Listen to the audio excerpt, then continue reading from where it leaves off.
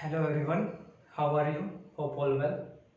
सो दोस्तों, मेरा नाम संदीप कुमार है। मैं इस नेट कॉमर्स और एसएसबी की प्रिपरेशन करवाता हूँ। इससे पहले मैं एक वीडियो इंट्रोडक्शन वीडियो अपलोड कर चुका हूँ। ये मेरी सेकंड वीडियो है जिसमें हम आज से इस नेट कॉमर्स का कोर्स स्टार्ट करने जा रहे हैं।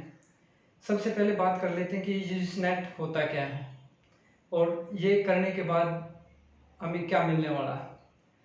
दोस्तों, UGC NET university grant commission national eligibility test होता है।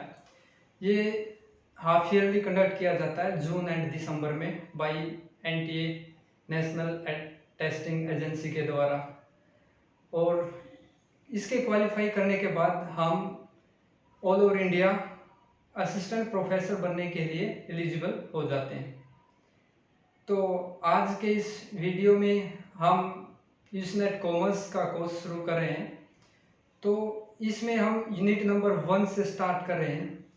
यूनिट नंबर 1 लगभग 15 से 20 क्लास के अंदर पूरी हो जाएगी with PYQs and MCQ session also. So आज की वीडियो में हम स्टार्ट करते हैं unit number 1 business environment and international business के first part business environment. Business environment शुरू करने से पहले दोस्तों हम जान लेते हैं कि what is environment. Environment is nothing but the surroundings और conditions in which a person, animal, office और एन बिजनेस ऑर्गेनाइजेशन लाइव्स और ऑपरेट। इन्वायरमेंट एक ऐसी कंडीशंस है और सराउंडिंग्स हैं जिसमें हम डे टू डे एक्टिविटीज़ करते हैं, बिजनेस ऑपरेट किया जाता है। For an example schools environment, school में इन्वायरमेंट कैसा रहेगा और फैमिली का इन्वायरमेंट, घर पे हमारा इन्वायरमेंट डिफरेंट रहेगा। In the same way business environment भी एक इन्वायरमेंट है जो रिलेटेड टू बिजनेस है। There are some factors which impact on the business. So session start कर लेते हैं। Business environment is what? Business plus surroundings. It means a business is made up of various surroundings which are called business environment. Business is affected by some internal and external factors. दोस्तों, हम चाहे घर पे रह रहे हैं, हम school में हैं, हर इन्वायरमेंट, हर ऑर्गेनाइजेशन का इन्वायरमेंट दो तरह से इफेक्ट करता है, जिसमें फैक्टर होते हैं इंटरनल और external. Internal factor, those factors are control are the under the control of an organization और business, and external factors, those factors which are not in the hand of that particular business और organizations. आप कह सकते हैं कि इनके ऊपर किसी बिजनेस का कंट्रोल नहीं होता है। फॉर एन एग्जाम्पल, स्कूल का एग्जाम्पल ले लेते हैं। हम स्कूल में पढ़ा रहे हैं, एक स्टूडेंट्स का काम है पढ़ाई करना, वो उसके हाथ में है, उसको टाइम को कैसे वो मैनेज करे, कैसे वो पढ़े। और लेकिन उसके हाथ में एक्सटर्नल फैक्टर्स क्या हो सकते हैं जो उसके हाथ में नहीं है।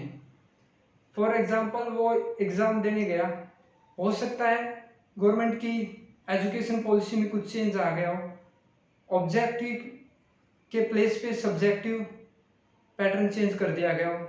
तो स्टूडेंट्स ने क्या किया, इंटरनल फैक्टर उसका क्या था, उसके हाथ में था तैयारी करना। उसने ऑब्जेक्टिव की दिन रात मेहनत करके और फुल डेडिकेशन के साथ तैयारी की, लेकिन जो लास्ट मोमेंट पे जो पैटर्न चेंज हो गया वो तो उसके हाथ में नहीं था। This is known as the external factors. अब पॉइंट आता है कि again internal and external factors are divided, internal factor and external factors. External factors again divided into two parts, micro and macro. So let's discuss one by one. Internal factors, those are in the hands, or you can say in the control of an organization or a business. These are like culture. Culture is humans behavior, working language, systems, conditions, ये आते हैं culture के अंदर। Vision, mission and objective. किसी भी organisation का mission, vision, objective different हो सकता है। किसी का शॉर्ट टर्म हो सकता है, किसी का लॉन्ग टर्म हो सकता है, किसी का मीडियम टर्म भी हो सकता है। तो ये सभी are in the hands of an business. This objective or mission can be changed time to time, so this is under control by a business. Management structure, this is very important in the success of an business or organization. जिस भी organisation का management structure strong होगा वो organization definitely grow करेगा। It might be some circumstances कि उसके बाद भी ग्रो न करे, बट वो चांसेस फुल ग्रो करने के रखेगा। मैनेजमेंट स्ट्रक्चर से क्या समझते हैं आप? मैनेजमेंट स्ट्रक्चर एक हायरार्की ऑफ मैनेजमेंट है। लाइक किसी भी ऑर्गेनाइजेशन के अंदर टॉप मैनेजमेंट होगा, फॉर एन एग्जांपल डायरेक्टर, उसके नीचे मैनेजर होगा, अगेन उसके नीचे डिपार्टमेंट वाइज पावर बांट दी जाएगी। Engineering department, sales department, production department, advertisement department, finance department, technological department, सब अलग अलग डिपार्टमेंट होंगे। तो इसको बोलते हैं हम management structure. Now next point is human resources. दोस्तों, quality of human resources, skill of human resources also an important part to run a business smoothly and to grow the business as per the requirement. Plan and policies. Plan and policies also can be changed time to time as per the requirement of the business. इनको भी time to time change किया जा सकता है। उसके बाद है power structure. Power structure symbolizes the internal relationship between the authorities, like between managers and his subordinates, director and managers। एक पावर का डिस्ट्रीब्यूशन किया जाता है, तो इसको बोलते हैं power structure. Next, corporate image, you can say brand image as well. This is also an important part, because if an organization have a good image, brand image, good corporate image, then what will happen? That particular business or organization can easily borrow the loans from various resources जिसकी power, जिसकी image, जिसकी brand image इतनी अच्छी नहीं है, तो उसको या तो बहुत दिक्कत आएंगी फाइनेंशियल रिसोर्सेज को मैनेज करने में, अदरवाइज उसको होगा क्या, हायर रेट पे, हायर इंटरेस्ट रेट पे उसको फाइनेंशियल हेल्प सपोर्ट मिलेगी। Next one is financial and marketing resources. Financial and marketing resources are also in the hands of business, because this can be changed by the business. Financial resources एक business decide कर सकता है कि उसको किस type की help, किस type के अपने फाइनेंशियल रिसोर्सेज लेने, for an example debt, equity, preferences. तो उसको अपना फाइनेंशियल स्ट्रक्चर जो है उसको मैनेजमेंट वो किस ढंग से करना है। Same way in the marketing resources. Now point comes external factors. External factors, those factors which are uncontrollable factors. These are divided into micro and macro. Micro, those factors, those are in the immediate vicinity of a business. Those are in the immediate vicinity of a business, जो कि business के बहुत ही close होते हैं, worry step, first step होता है। Like suppliers, जिनसे एक बिजनेस को रॉ मटेरियल खरीदना है, वो suppliers. These are also comes in the external factors, but in some extent, up to some extent, these can be controllable, not fully controllable, but up to certain limit. Customers are also very near to the first step, because supply से हमें सामान लेना होता है और customer को हमें सामान, अपना जो आइटम है, जो प्रोडक्ट है, वो सेल करना होता है। तो इसके दौरान कोई भी बिजनेस को अपने कस्टमर को आइडेंटिफाई करने में हेल्प मिलती है, तो वो सम एक्सटेंट तक इनको आइडेंटिफाई कर सकता है। देन मार्केटिंग इंटरमीडियरीज, ये बोलते हैं मध्यस्थ, जो कि एक सेलर और एक बायर के बीच में एक ब्रिज का काम करता है। वो सेलर की इंफॉर्मेशंस को बायर तक पहुंचाने में हेल्प करता है और बायर की रिक्वायरमेंट को सेलर तक पहुंचाने में हेल्प करता है। Competitors are also the external factors, because these are also not in the control of the business. Now coming to the next factor is public. Public is also the external factors, but near very immediate to the business. Now coming to the macro factors. These factors are fully uncontrollable factors in the hands of a business. In factors के ऊपर business का fully control नहीं है। आप कह सकते हैं कि इन फैक्टर्स के ऊपर किसी भी बिजनेस का कंट्रोल नहीं है। These are fully uncontrollable factors.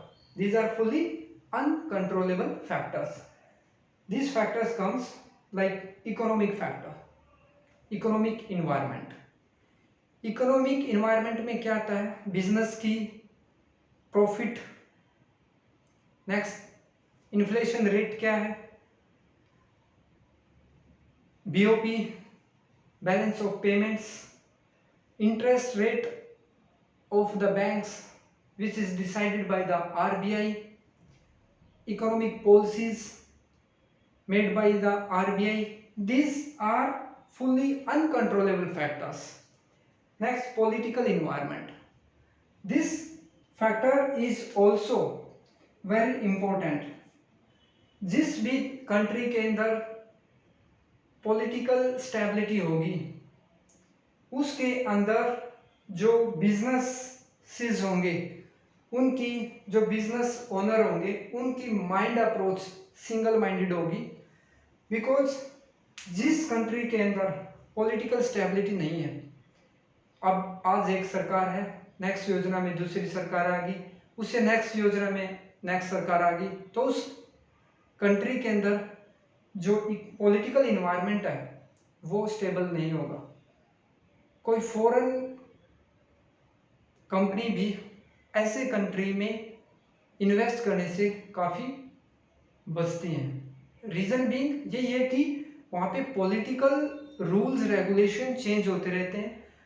आज कोई गवर्नमेंट है, उसके रूल्स सेपरेट है, नेक्स्ट गवर्नमेंट आई, उसने रूल चेंज कर दिए, एफडीआई पॉलिसी चेंज कर दी, और rate, custom duties, import export charges change कर दिए।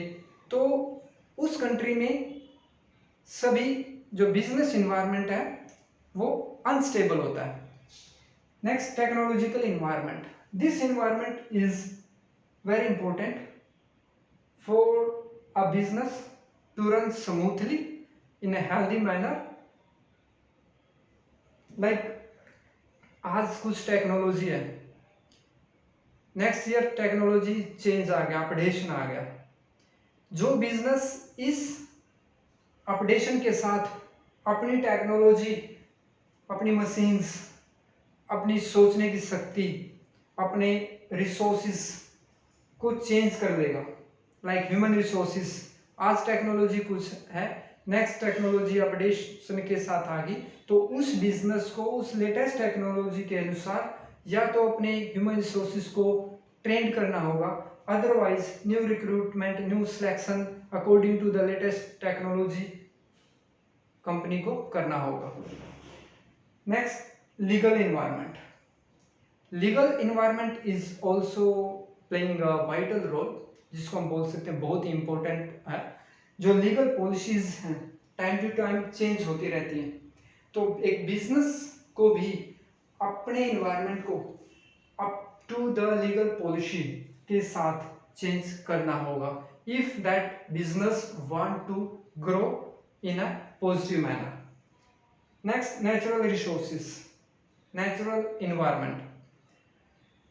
ये सबसे इंपॉर्टेंट, जैसा कि मैं मानता हूँ, natural environment consist of natural resources.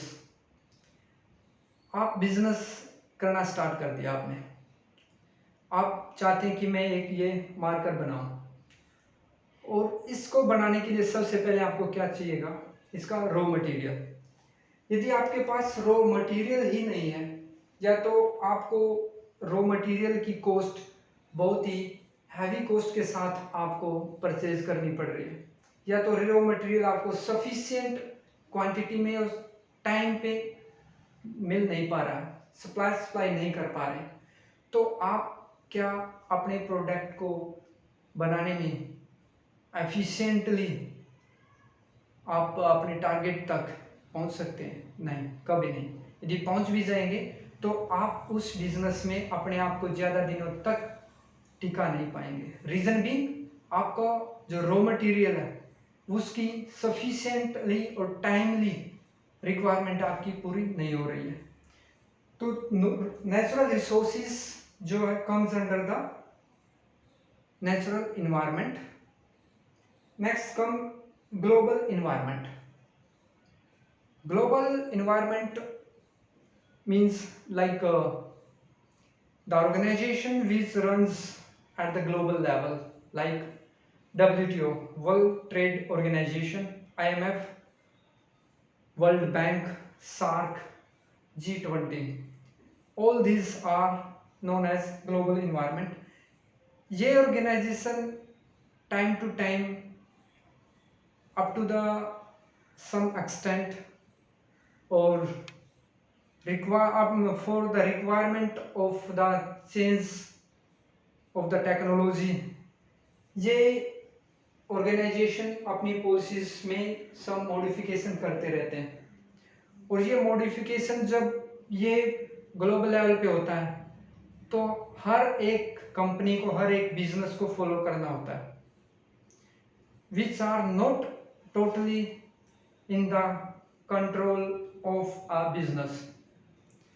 So ये global environment is also, you can say, the important part which we need to follow the instructions and we can run our business in a smooth way. So दोस्तों, ये आपने आज की इस video में क्या समझा कि बिजनेस इन्वायरमेंट क्या होता है। इन्वायरमेंट क्या होता है? सबसे पहले इन्वायरमेंट होता है our surroundings or conditions in which a business operate or run। उसके बाद बिजनेस इन्वायरमेंट के अंदर कौन कौन से फैक्टर्स होते हैं जो कि बिजनेस को इफेक्ट करते हैं। दो टाइप के फैक्टर्स होते हैं, internal factor and external factor. Internal factor वो होते हैं जो फुल्ली कंट्रोल में होते हैं एक बिजनेस के। एक्सटर्नल फैक्टर वो होते हैं जो कि बिजनेस के कंट्रोल में नहीं होते। इंटरनल फैक्टर क्या क्या हो सकते हैं? Culture, vision, mission, objective, management structure, human resources, plans and policies, power structure, corporate image, financial and marketing resources. Now external factors वो होते हैं जो कंट्रोल में नहीं होते, micro and macro. Micro factor in the immediate vicinity of a business, supplier, customer, marketing intermediaries, competitors, public. Macro factors, economic, political, technological, legal, natural and global. So this is all about today's session. Next video में हम step by step macro और external factors को external factors में जो macro factor environment है उसको हम discuss करेंगे। All the factors, all the environment of the macro we will cover in very next video: economic, political, legal, technological, natural and global. So this is all about today. Thank you very much.